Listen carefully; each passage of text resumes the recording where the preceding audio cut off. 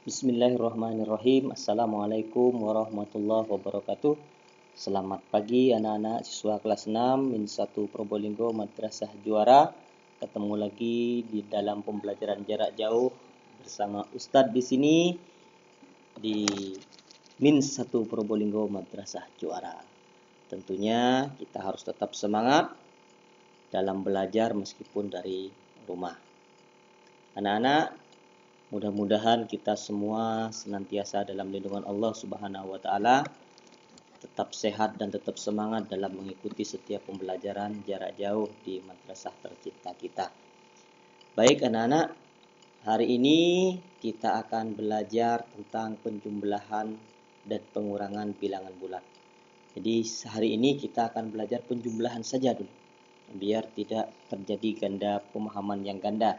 Jadi kita pelajari satu-satu, yaitu penjumlahan bilangan bulat.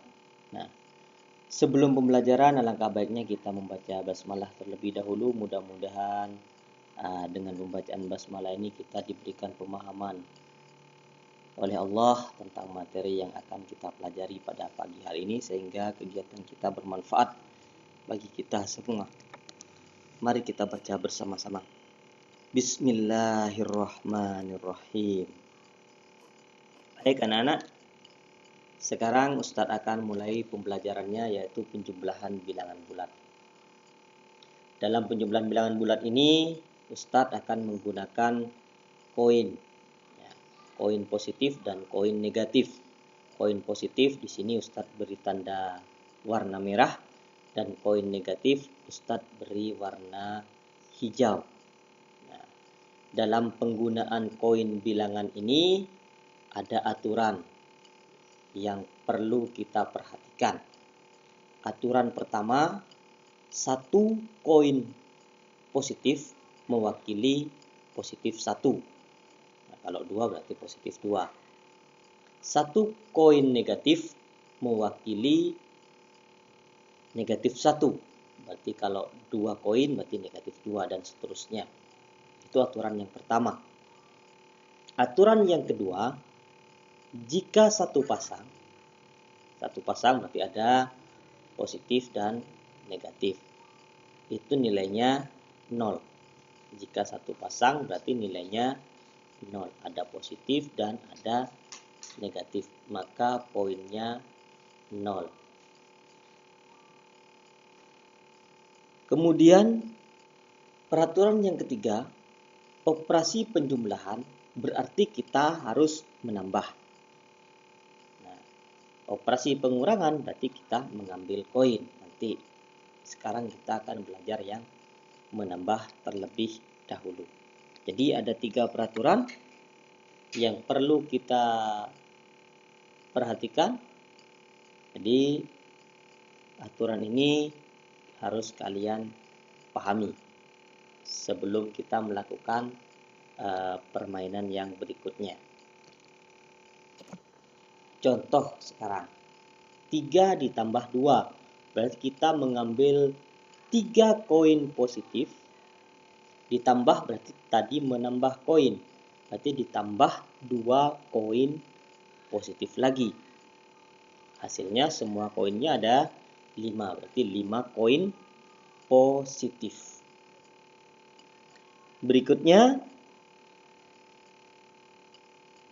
negatif 3 ditambah negatif 2. Di situ kita mengambil 3 koin negatif, kemudian ditambah 2 koin negatif. Ini ditambah 2 koin negatif. Maka hasilnya adalah ada 5 koin negatif di situ. Berarti negatif 3 ditambah negatif 2, hasilnya adalah negatif 5. Menjadi 5 koin negatif di situ. Berarti negatif 5. Nah, lanjut contoh yang ketiga. Positif 3 ditambah negatif 2. Nah, berarti di situ kita harus mengambil 3 koin positif, kemudian menambahkan 2 koin negatif. Mengambil 3 koin positif, kita taruh di sini, di atas 3 koin positif, kemudian menambahkan dengan 2 koin negatif. Nah, maka di situ ada pasangan koin. Ada 2 pasang koin positif dan koin negatif. Ingat peraturan tadi yang kedua, jika satu pasang maka nilainya 0 atau dianggap habis. Berarti kalau ini 0, ini 0, berarti sisa 1 di sini yang tidak ada pasangannya. Berarti hasilnya 3 tambah negatif 2, berarti sisa 1 koin positif sama dengan positif 1. Yang keempat, kita balik.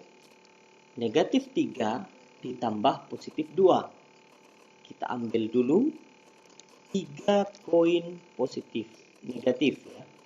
Kita ambil 3 koin negatif yang berwarna biru di sini. Kemudian kita tambahkan 2 koin positif yang berwarna merah, kita taruh di bawahnya. Kemudian terjadi lagi pasangan bilangan, pasangan koin negatif dan koin positif. Kalau satu pasang, peraturan nomor 2 tadi hasilnya adalah 0 atau tidak ada. Jadi habis. Satu pasang hasilnya 0.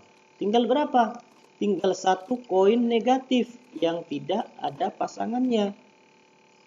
Maka di situ hasilnya adalah 1 koin negatif atau negatif 1. Nah, itu contoh-contoh kalau kita menggunakan koin bilangan. Nah, kemudian dari percobaan itu dapat kita simpulkan jika pada penjumlahan bilangan bulat tanda sama, tanda di situ maksudnya adalah tanda positif atau tanda negatif. Jika tandanya sama, sama-sama positif atau sama-sama negatif, maka hanya ditambahkan saja. Kemudian tandanya mengikuti tanda yang ada. Contoh, 45 ditambah 36 sama dengan 81. Karena di sini sama-sama positif, maka hasilnya juga positif 81.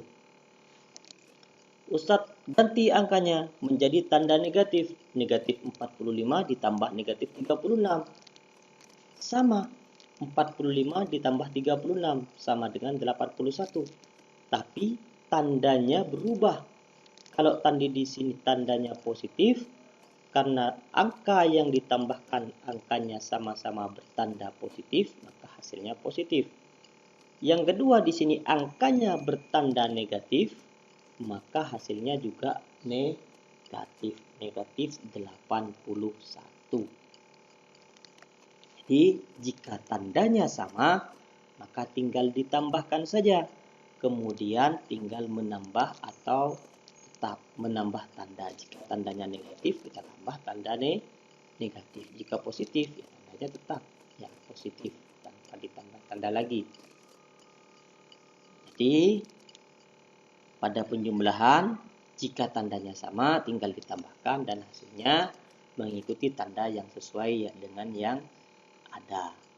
Nah, kemudian kesimpulan yang kedua, pada penjumlahan bilangan bulat, jika tandanya berbeda, maka angka yang besar dikurangi dengan angka yang kecil. Kemudian hasilnya tandanya disesuaikan dengan angka yang besar. Jadi jika tandanya tidak sama, ada negatif dan ada positif, maka tinggal dikurangi saja. Apa yang dikurangi? Angka yang besar. Di sini contoh ada angka 9 dan angka 5. Tanda 9 negatif. Nah, kita kurangi saja. Tandanya kita simpan dulu. 9 dikurangi 5 sama dengan 4. Ditambah ya, tapi dikurangi. Nah, ini tetap operasi hitungnya adalah penjumlahan. Penjumlahan bilangan negatif dengan bilangan positif. Bila tandanya berbeda, maka yang besar dikurangi dengan angka yang kecil. Yang besar di sini kebetulan adalah tanda negatif. Maka 9 dikurangi 5 sama dengan 4. Nah, tandanya mengikuti angka yang besar. Angka yang besar tandanya apa?